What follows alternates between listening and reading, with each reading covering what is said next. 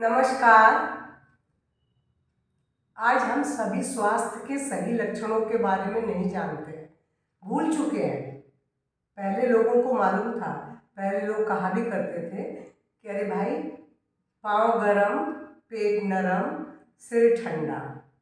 लेकिन आज हमें इनसे कोई मतलब नहीं है। हमें कोई तकलीफ होती है, हम दवा खा लेते हैं, अपने आप को स्वस्थ महसूस करते हैं और सोचते हैं ठीक है, कोई बात नहीं, हम स्वस्थ तो हैं। लेकिन आप स्वस्थ हैं या नहीं, ये आपका दिल जानता है। दवा खा करके उस रोग को दबा देना स्वास्थ्य नहीं कहलाएगा। स्वास्थ्य तो तब कहलाएगा कि आप बिना दवा के, आपके पैर गर्म हो, पेट नरम हो और सिर ठंडा हो। और इन इन सबको पाने के लिए योग, प्राणायाम और ध्यान आज की बहुत बड़ी आवश्यकता है। योगासन के जरिए आप इंटरनल ऑर्गन को स्वस्थ रखते हैं और इसका प्रभाव मस्तिष्क पर भी पड़ता है, क्योंकि तंत्रिकाएं जो सिर से मस्तिष्क से निकलने वाली जो तंत्रिकाएं हैं वो पूरे शरीर को कंट्रोल करती हैं और उसके ऊपर जो प्रभाव है सिर्फ आसन और प्राणायाम का ही पड़ता है।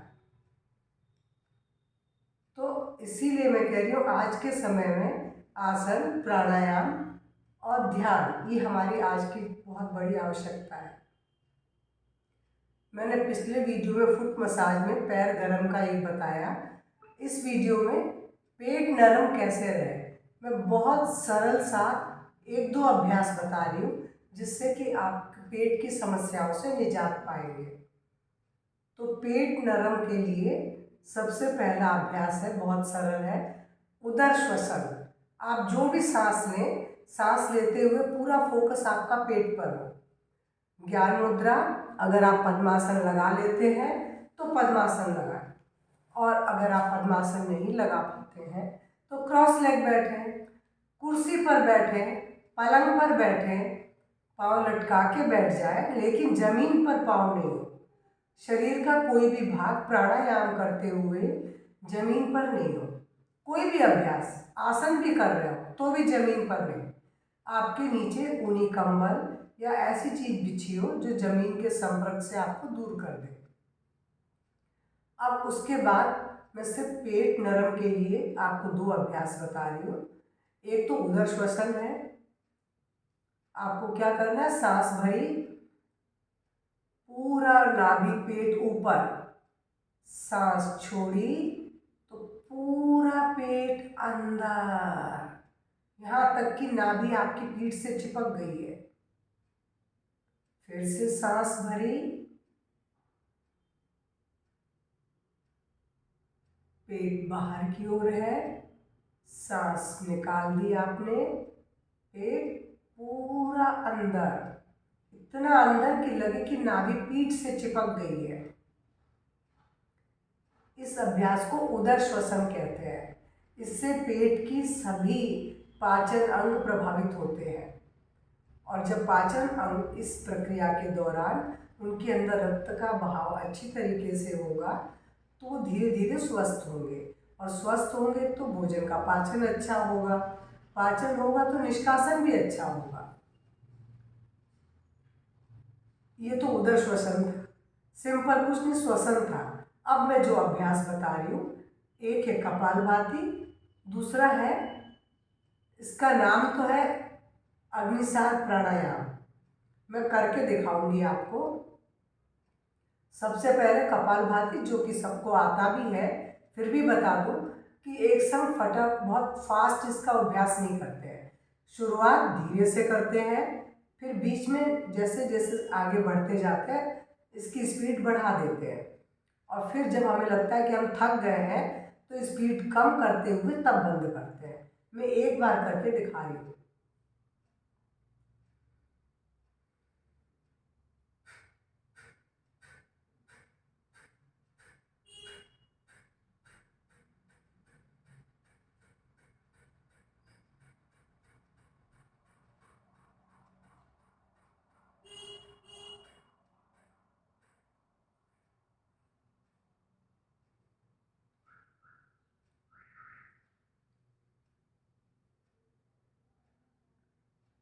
अभी जो मैंने अभ्यास किया था एक बार, ये कपालभाति का था, मगर इतने कम समय के लिए कपालभाति करने से आपको बहुत लाभ नहीं मिलेगा।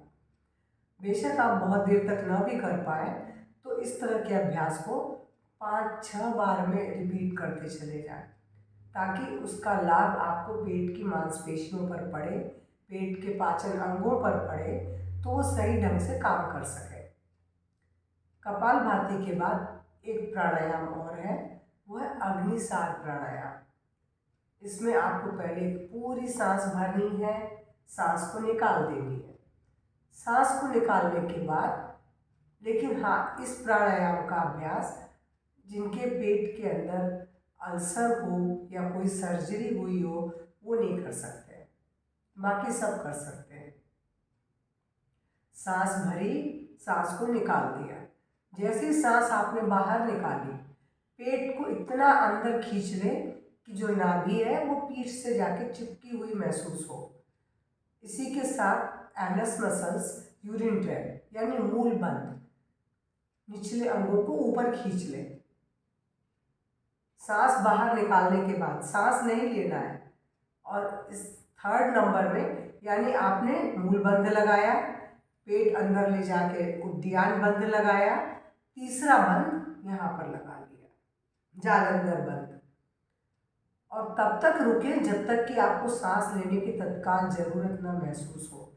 आधा मिनट, चौथाई मिनट, जितना रुक सकते हैं आप, लेकिन ज़बरदस्ती नहीं करेंगे। और अस्थमा के पेशेंट भी रोकेंगे नहीं बहुत देर तक, आप कम समय के लिए करें, छोड़ दें। हार्ट पेशेंट भी बहुत देर तक नहीं रुकेंगे, बहुत सहजता से जितना रुकते हैं रुके, छोड़ दें।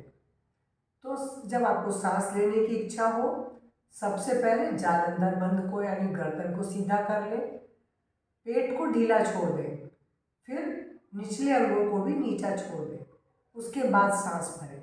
मैं सिर्फ एक बार करके दिखा रही हूँ।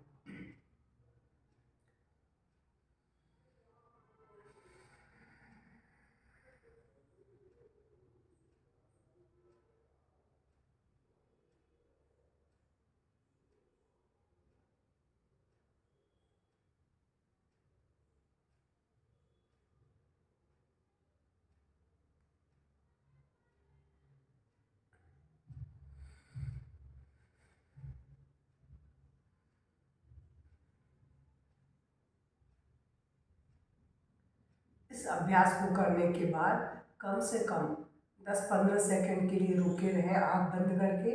अपने अंदर जो अंतर आया है, जो खिंचाव आया है, उसे महसूस करें, उसके बाद आँख खोलें।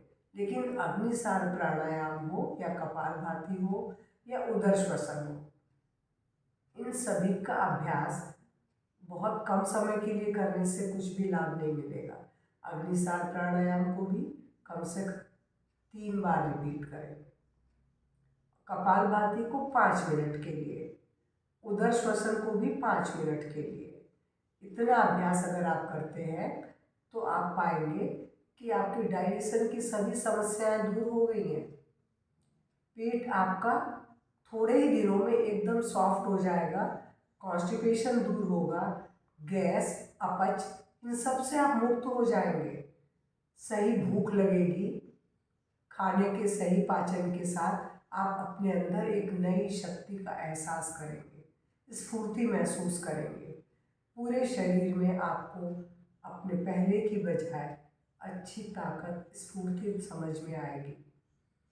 तो मेरा अभी ये जो वीडियो बना के मैं डालने वाली हूँ, इस वीडियो से अगर आपको कुछ लाभ मिल रहा है, इन अभ्यासों को अपना रहे हैं और उसके लाभ को महसूस कर रहे हैं, तो प्लीज़ इसे लाइक करेंगे, शेयर करेंगे।